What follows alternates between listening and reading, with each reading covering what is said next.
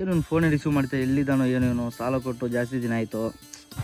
ನವೀನ ನಿಲ್ಲು, ಸಾಲ ಕೊಟ್ಟು ಅಷ್ಟು ದಿನ ಆಯ್ತು ನಿನಗೆ, ಇನ್ನು ಯಾವಾಗ ನೀನು ವಾಪಸ್ ಕೊಡೋದು? ಇರೋ ವೆಯ್ಟ್ ಮಾಡು, 2 ದಿನ ಏನೋ ಪ್ಲಾನ್ ಮಾಡಿದ್ದೀನಿ, ನಿನ್ನ ದುಡ್ಡು ನಿನ್ಗೆ ವಾಪಸ್ ಕೊಡ್ತೀನಿ. ₹1 ಇಲ್ಲ ನಿನ್ನ ಹತ್ರ, 2 ದಿನದಲ್ಲಿ ಹೆಂಗೋ ಕೊಡ್ತೀಯ ನೀನು? ಇರೋ ಪರಿಸರ ಪ್ರೇಮಿ ಹೊಲ್ಟೋಗ್ಲಿ, ಅವ್ರು ಹೊಲ್ಟೋಗ್ಲಿ, ಎಲ್ಲ ಕ್ಲಿಯರ್ ಆಗಿ ಹೇಳ್ತೀನಿ. ಏನು ಪ್ಲಾನ್ ಇವಾಗ ಹೇಳೋ?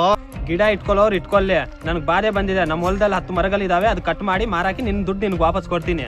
ನವೀನ, ಇವತ್ತು ನಿನ್ ಕಷ್ಟ ಬಂದಿದೆ ಅಂತ 10 ಮರ ಮಾರಾಕ್ತಿದ್ಯಾ, ಆ 10 ಮರದ ವ್ಯಾಲ್ಯೂ ನಿನ್ಗೆ ಮುಂದೆ ಏನು ಅಂತ ಗೊತ್ತಾಗುತ್ತೆ.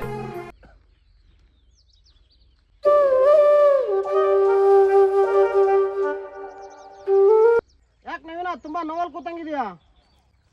ಇದು ನೋವಲ್ಲ ನಾ ದುಃಖ. 3 ದಿನ ಆಯ್ತು ಬೋರಿಂದ ನೀರು ಬಂದು, ಏನು ಮಾಡ್ಲಿ? ನವೀನ, ಈ ದುಃಖಕ್ಕೆ ಕಾರಣ ನೀನು 5 ವರ್ಷದ ಹಿಂದೆ ಮಾಡಿದ ತಪ್ಪು. ಆವತ್ತು ನೀನು ನನಗೇನು ಹೇಳಿದ್ದೆ?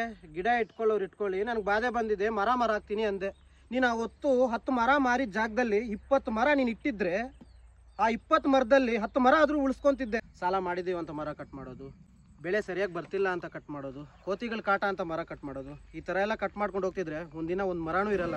ಆಯಿತು, ಅಷ್ಟಕ್ಕೂ ನಾವು ಮಿತಿಮೀರಿ ಏನಾದರೂ ಮರ ಕಟ್ ಮಾಡಿದ್ರು ನಾವು ಇನ್ಮೇಲಾದರೂ ಮರ ಕಟ್ ಮಾಡ್ತೀರಾ ನೋಡಿಕೊಂಡು, ಒಂದು ವೇಳೆ ಕಟ್ ಮಾಡಿದ್ರು ಆ ಜಾಗದಲ್ಲಿ ಒಂದು 10 ಗಿಡ ಇಡೋಕ್ಕಾದ್ರೂ ಟ್ರೈ ಮಾಡೋದು.